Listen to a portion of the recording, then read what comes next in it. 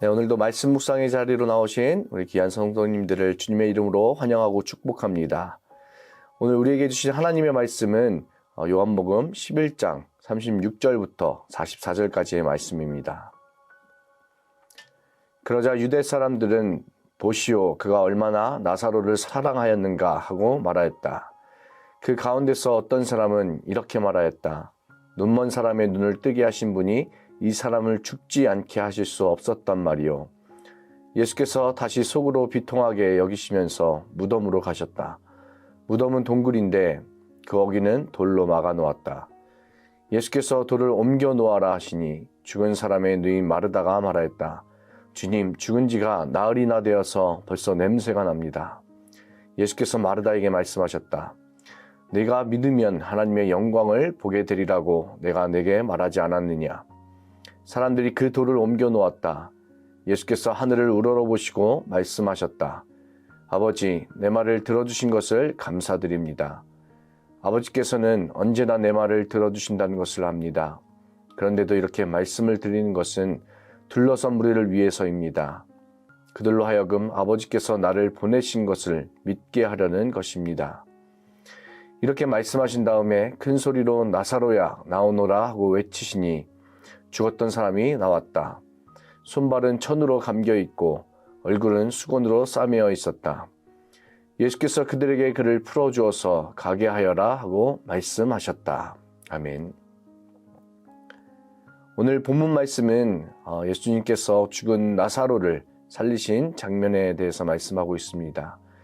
예수님께서 이 땅에 계실 때 죽은 자를 살리신 경우가 3번 있었죠.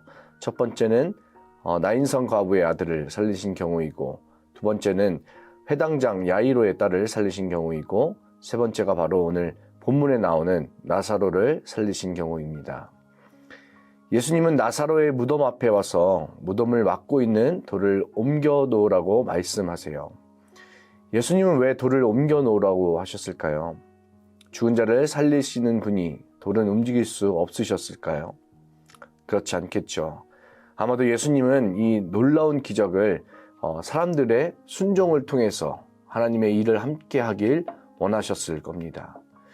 예수님은 모든 것을 혼자 하실 수 있지만 제자들을 불러서 함께 동역하셨던 것처럼 사람들의 믿음의 순종을 통해서 그 하나님의 영광스러운 일을 위해 함께 일하기 원하셨습니다. 그런데 돌을 옮겨 놓으라는 예수님의 말씀에 나사로의 누이 마르다가 오늘 어떻게 반응하나요?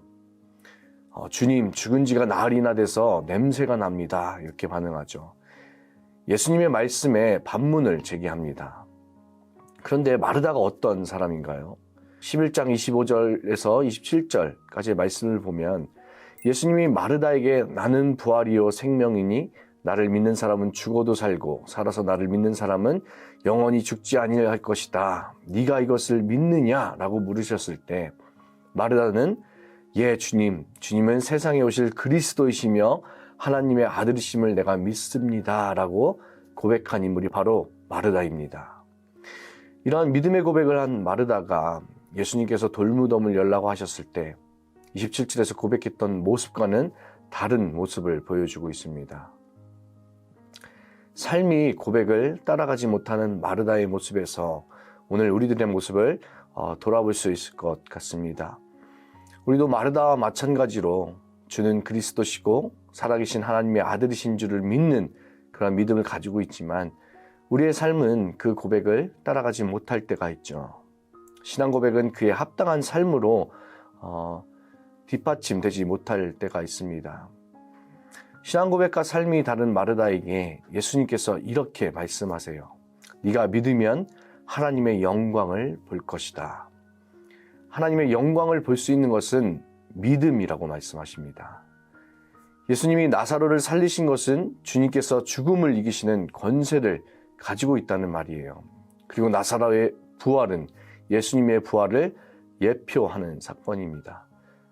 이러한 것들이 하나님의 영광을 드러내는 것이고 예수님이 하나님으로부터 우리를 구원하시기 위해 오신 하나님의 아들이라는 것을 드러냅니다. 이것을 다시 말하면 예수님을 통해서 우리가 부활과 영생을 얻을 수 있다는 것을 나타냅니다. 오늘 우리는 나사로의 부활 이야기에서 하나님의 영광을 볼 수 있어야 합니다. 요한복음 전체를 살펴봐도 영광으로 시작해서 영광으로 끝맺고 있어요. 예수님의 성육신에 나타난 독생자의 영광에서 베드로의 삶을 통해 하나님께 영광을 돌리는 것으로 끝이 납니다. 예수님은 하나님의 영광을 드러내기 위해서 이 땅에 오셨고 이제 그의 제자들 또한 하나님의 영광을 위해 살아야 함을 암시하고 있는 것입니다. 41절부터 나오는 예수님의 기도를 통해서도 하나님의 영광이 드러나는 것을 볼 수가 있습니다. 예수님은 나사로를 일으키기 전에 하나님께 기도하죠. 오늘 본문 42절을 보면 하나님은 항상 예수님의 기도를 들으셨다는 것을 우리가 알 수 있습니다. 예수님의 기도를 항상 하나님이 들으신 이유가 무엇일까요? 그 이유는 예수님의 기도는 하나님의 영광을 위한 기도이기 때문입니다. 요한복음 14장 13절의 말씀처럼 너희가 내 이름으로 구하는 것은 내가 무엇이든지 다 이루어 주겠다. 이것은 아들로 말미암아 아버지께서 영광을 받으시게 하려는 것이다. 이렇게 말씀하죠. 우리가 기도할 때 예수님의 이름으로 기도합니다. 이렇게 끝을 맺잖아요. 그렇게 예수님의 이름으로 기도하는 것은 하나님의 아들이신 예수 그리스도로 말미암아 하나님 아버지께서 영광을 받으시기 때문입니다.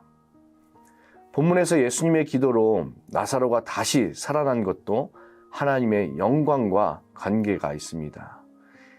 예수님은 기도하시면서 기도의 목적에 대해서도 42절에서 말씀하세요.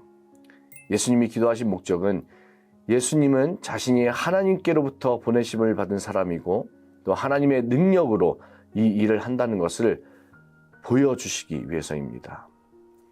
예수님은 자신을 낮추시고 하나님을 드러내면서 하나님의 영광과 능력을 나타내셨습니다. 기도를 통해서 하나님의 영광을 나타내셨습니다.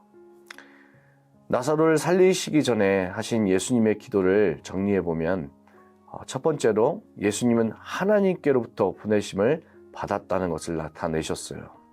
두 번째로는 하나님께 의존하는 것을 통해서 예수님 자신을 낮추시고 하나님을 높이셨습니다. 또 세 번째로는 예수님이 얼마나 하나님과 친밀한 관계에 있는지를 보여주셨어요. 예수님의 기도를 통해서 우리가 어떻게 기도를 하면 좋을지 교훈을 얻을 수 있습니다. 우리는 기도를 통해 하나님을 드러내는 삶을 구해야 합니다. 예수님은 기도를 통해서 자신을 낮추시고 하나님을 높이셨습니다. 그리고 하나님의 능력으로 나사로를 살리셔서 그 영광이 하나님께 돌아가게 하셨습니다. 이처럼 기도는 나를 낮추고 하나님을 높이는 것입니다. 기도를 통해서 하나님의 능력을 구하면서 하나님을 드러내는 기도를 우리가 할 수 있기를 간절히 소망합니다. 하나님이 주신 능력과 지혜로 하나님의 일을 한다는 것을 나 자신도 기억할 뿐만 아니라 다른 사람에게도 나타낼 수 있는 저와 여러분이 되시기를 주님의 이름으로 간절히 소망합니다. 기도하겠습니다. 살아계신 아버지 하나님 감사합니다. 우리의 믿음의 고백이 우리의 삶과 일치되기를 원합니다. 주님께서 주신 믿음을 가지고 우리가 하나님의 능력을 힘입어 살아갈 수 있는 주의 백성들이 다 될 수 있도록 주님 은혜 더하여 주시옵소서. 우리의 기도가 하나님을 드러내게 하시고 하나님 한 분만을 높여드리며 모든 영광을 하나님께 올려드리는 기도가 될 수 있도록 우리의 기도를 하나님께서 인도하여 주시옵소서. 감사드리며 예수님의 이름으로 기도드립니다. 아멘.